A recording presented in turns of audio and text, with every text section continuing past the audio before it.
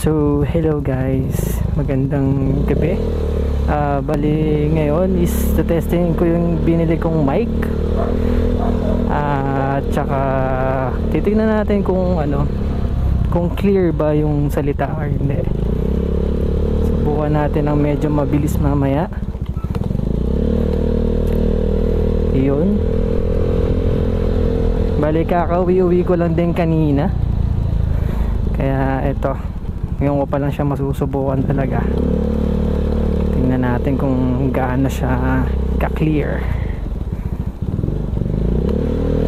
Okay, testing natin na medyo mabilis. Kung maingay pa ba yung sa natin, yung wind noise nya. Saka kung clear yung boses ko. Para naman maganda-ganda yung pagsasalita ko. Hindi tulad nung biyahe ko nung Marilaki. Halos namigaw na ako. Ayun. Nga pala guys sa mga hindi pa nakaka-subscribe sa channel ko, please subscribe and pakipindot na rin ang ating notification bell button para lagi kang updated sa mga i-upload kong videos. Please support Papa Sig Motovlog. Wow. Thank you guys.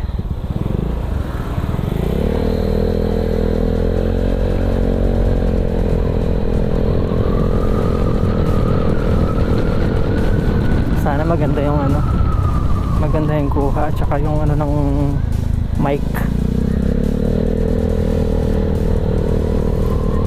Let's try.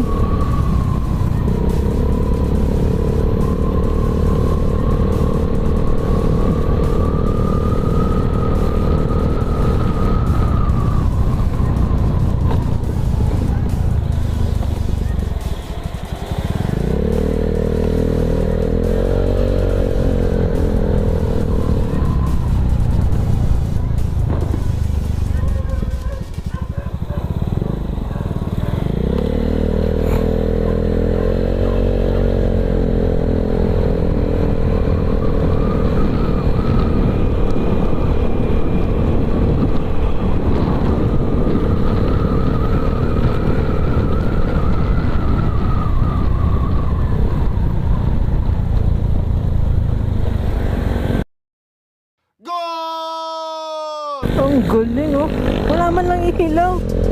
Grabe. Sumalpo ka dyan. Sige. Wala kang ilaw strong ka pala hindi mo hindi ka nag-iilaw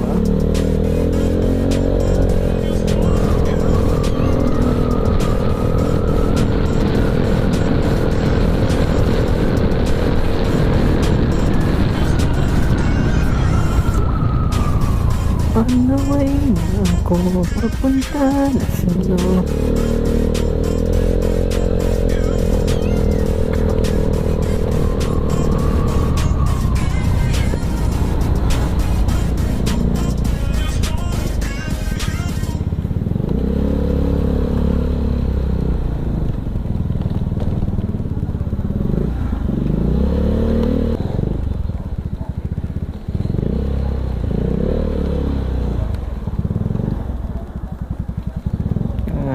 Wala si Batoto dito sa may sa may shop. Okay, balik na tayo.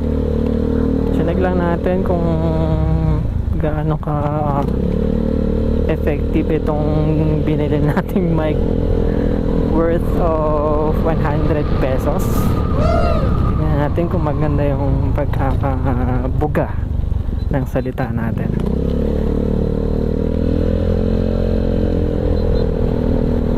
Para naman na sa edit is maganda, 'di ba? Kasi minsan pagka mahina ang salita, parang hindi mo alam ngo ba o ano. Kaya tayo bumili ng mic.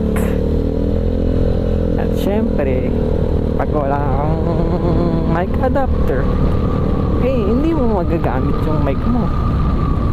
Kaya dapat talaga meron ka ding mic adapter, 'di ba? O, di ba? Lumakas yung busina ko. Shoutout nga pala sa aking mekaniko. Napakahusay mo, papi.